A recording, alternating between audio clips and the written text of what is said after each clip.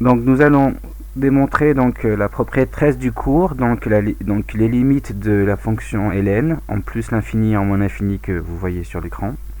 Alors donc la limite de ln de x quand x tend vers plus l'infini et plus l'infini. Donc on va démontrer ça. Alors déjà rappel, qu'est-ce que ça veut dire qu'une limite du fonction f quand x tend vers plus l'infini et plus l'infini? Donc ça veut dire que si je prends n'importe quel m réel, d'accord, il va exister un x0 là, à partir duquel tout ce qui sera après x0, les images dépasseront la valeur m, d'accord.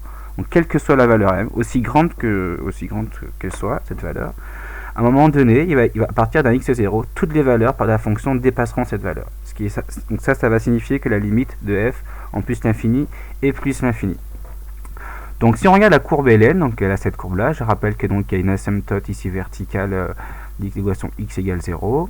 Là en 1 ça vaut 0 et après donc c'est strictement croissant. Donc ce que je me dis, je me donne un m et je vais trouver donc un x0 à partir duquel toutes les valeurs après x0 auront une image supérieure ou égale à m. Donc je prends m quelconque, donc peu importe la valeur m, on peut être très très grande, aussi grande que je veux. Et là, bien sûr, je vais chercher l'antécédent de m. Donc si je vais prendre, donc x0 c'est exponentielle de grand m. Et ça je peux le prendre. Et donc si on regarde bien, ln de x0 c'est ln de exponentielle de m et ça vaut m. Donc c'est bien la situation qui est ici.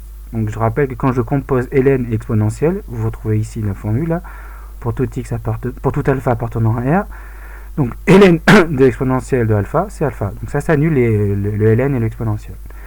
Donc du coup, à partir de ce x0, puisque la fonction elle est croissante, donc tout ce qui va suivre après x0 sera forcément plus grand que les images donc qui seront après x0 seront plus grandes que m, d'accord, par le fait que la fonction est strictement croissante.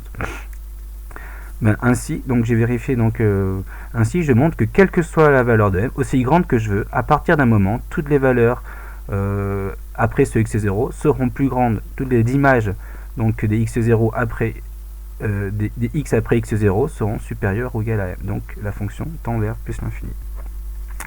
Ensuite, pour la démonstration du petit 2, en fait, on va se ramener à la limite petit 1. Comment?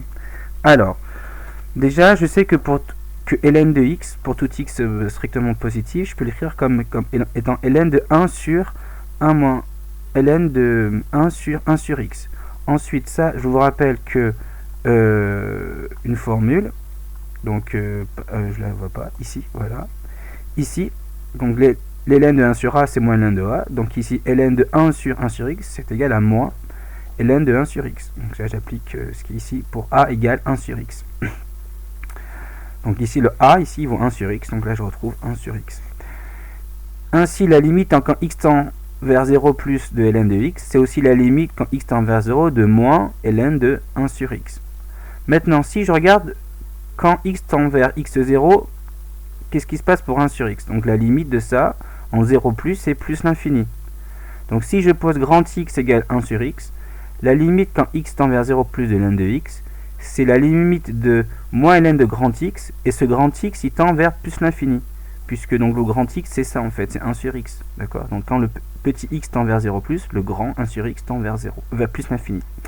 Donc là, c'est plus l'infini, et d'après la limite 1, d'accord, les limites de ln de x quand x tend vers plus l'infini, c'est plus l'infini, mais il y a un petit moins là, donc ça fait moins l'infini.